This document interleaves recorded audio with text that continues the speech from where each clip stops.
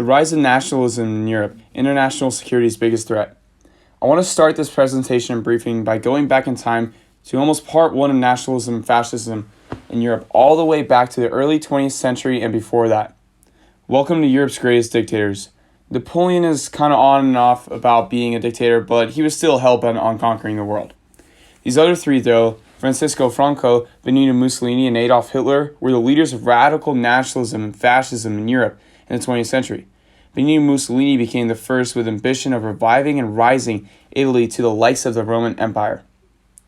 He took power in 1924 and started securing power and land around the Mediterranean and Africa. Francisco Franco, a nationalist general who overthrew the government during the Spanish Civil War and took power in 1939, lasted his empire until 1975. And lastly, everyone knows who Hitler is, the leader of the Nazi Party and Axis powers, and started the worst conflict known to man. In the end, they all fell, every single one of them.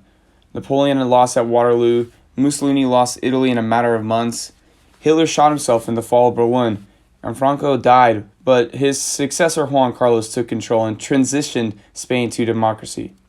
After the fall of fascism in Europe, dictators would appear all over the world in the 20th century like Pol Pot, Kim Jong-il, and Saddam Hussein, but none would have the massive global impact that Mussolini and Hitler had. After World War II and the fall of the Axis powers, 12 years later, the EU was created. They were like a European version of NATO, making trades and more open borders between countries in Europe, as well as trying to keep the other countries in Europe in check. There's a problem with the EU, though.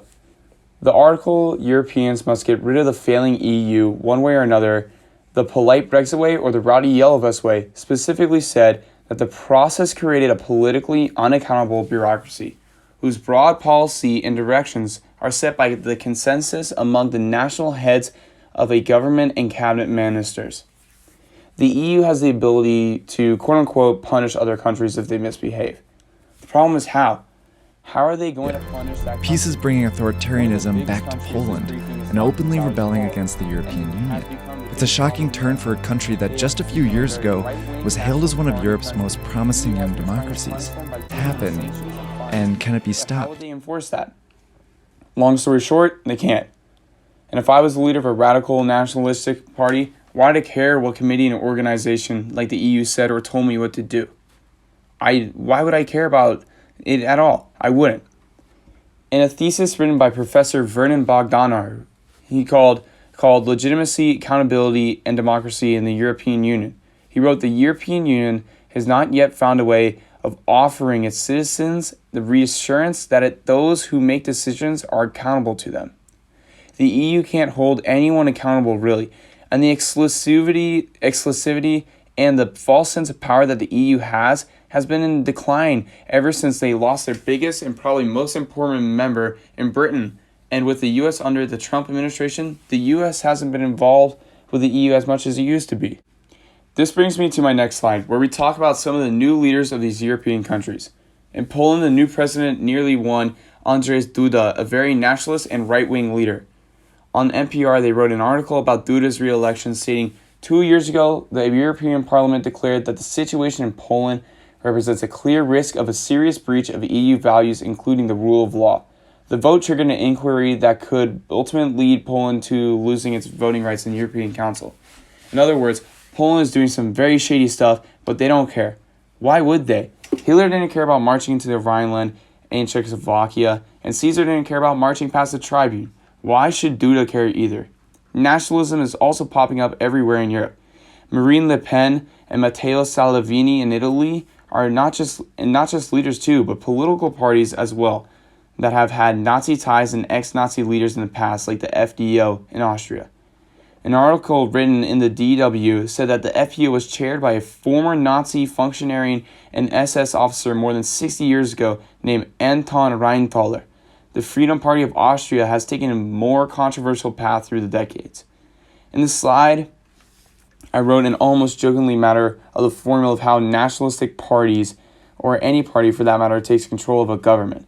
But right now, I have highlighted steps 2, and I should honestly highlight step 3 because it seems that a lot of these new parties have not only gotten into the government, but have actually realized that these actually realized parties have gone on to step 3 and started winning elections like Duda and Marine have done, and so has Salvini. It's easy to spread these ideas to people, and when they win elections and have a good enough base, they can make bold moves that work just like all the other dictators did before them.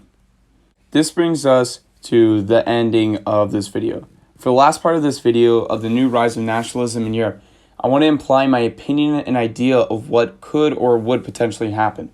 And that is that the free world will always fight fascism.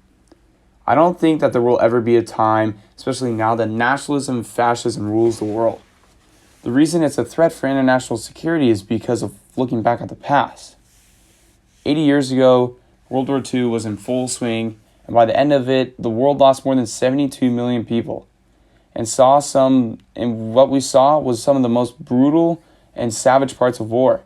If history repeats itself, then with the new military technology and abilities that have been made, an actual conventional war would potentially be devastating. How many more lives need to be lost to beat back the darkness that comes with fascism?